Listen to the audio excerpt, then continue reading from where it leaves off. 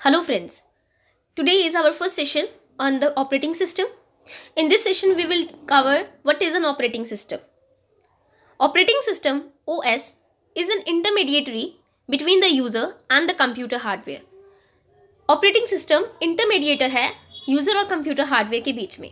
It provides users an environment in which user can execute programs conveniently and efficiently. ये user को एक ऐसा environment provide करता है जिससे यूज़र अपने प्रोग्राम को कन्वीनियंटली एफिशिएंटली अपने प्रोग्राम्स को एग्जीक्यूट कर सकता है. Without a brain we are not able to do anything at all. An operating system is a brain of computer. Operating system हमारे कंप्यूटर का एक ब्रेन है, दिमाग है.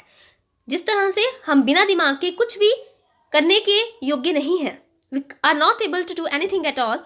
सो उसी तरह से ऑपरेटिंग सिस्टम के बिना भी कंप्यूटर हमारा वर्क नहीं करता है.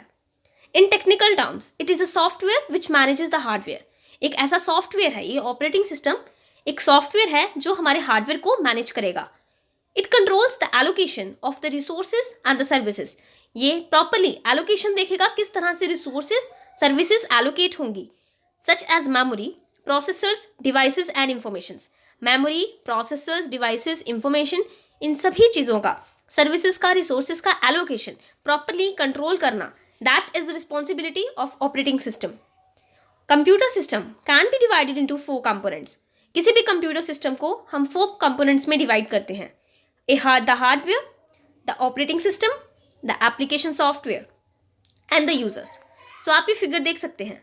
सबसे पहले है users, then application software, then operating system and then hardware system.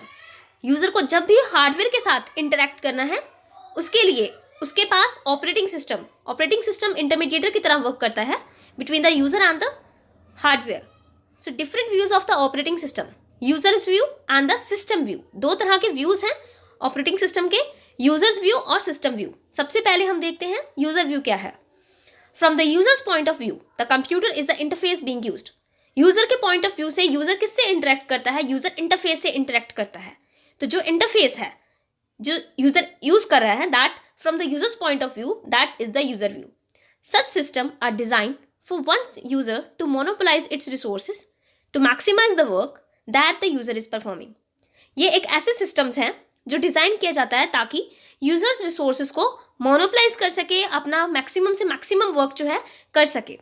In this cases operating system is design mostly for ease of use with some attention paid to performance and none paid to resource utilization.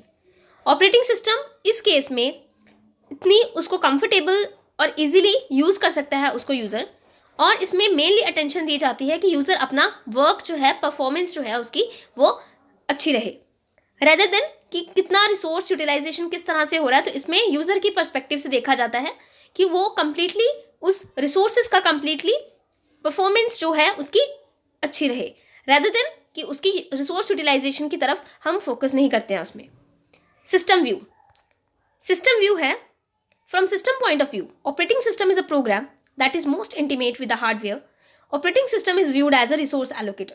Operating system एक ऐसा program है जो most intimate है with the hardware, और इसे हम resource allocator भी कहते हैं. रिसोर्स एलोकेटर वो एलोकेटर होगा जो एलोकेट करेगा, जो रिसोर्सेज, जो सर्विसेज एलोकेट करेगा, जिसकी रिस्पॉन्सिबिलिटी है.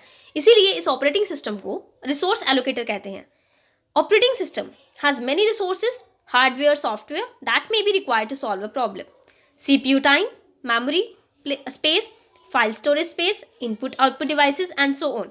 सो ये हमारे बहुत सारे resources in the form of hardware and the software जो हमें प्रॉब्लम को सॉल्व करने के लिए नीडेड हैं. CPU कितना टाइम लेगा और कितना मेमोरी स्पेस चाहिए, कितनी फाइल स्टोरेज स्पेस चाहिए, इनपुट आउटपुट डिवाइसेस, और जो भी हमें इसके साथ रिक्वायरमेंट है. Operating system it act like a manager. तो एक तरह का रिसोर्सेज का मैनेजर की तरह it will act. It is control program. तो एक कंट्रोल प्रोग्राम है जो मैनेज कर रहा है कंप्लीट एग्जीक्यूशन यूजर प्रोग्राम की, और वो एरर आने से प्रिवेंट करेगा और इम्प्रॉपर यूज होने से भी कंप्यूटर को प्रिवेंट करेगा.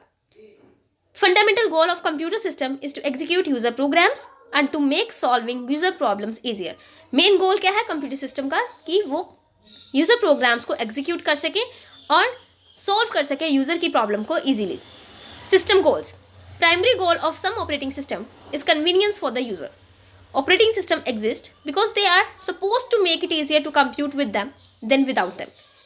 प्राइमरी गोल क्या है ऑपरेटिंग सिस्टम का कि यूजर बहुत ज़्यादा कन्वीनियंट वे में उसका यूज़ कर सके.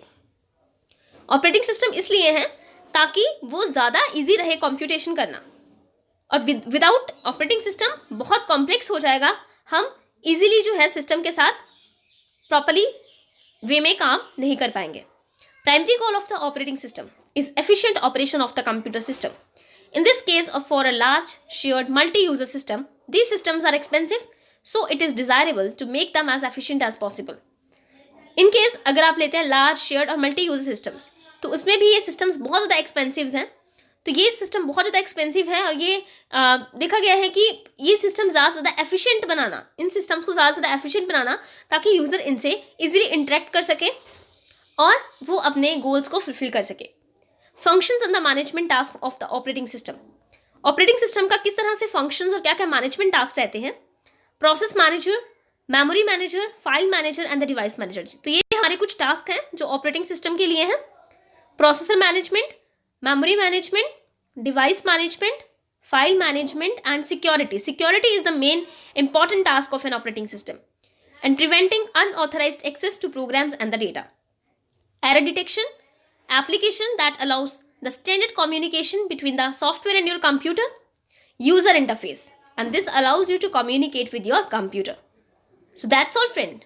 If you like my video, please like, share, subscribe my channel. और अगर आप मेरे चैनल पे नए हैं तो प्लीज़ मेरे चैनल को सब्सक्राइब कीजिए ताकि आपको लेटेस्ट नोटिफिकेशंस मिलती रहें. Thank you.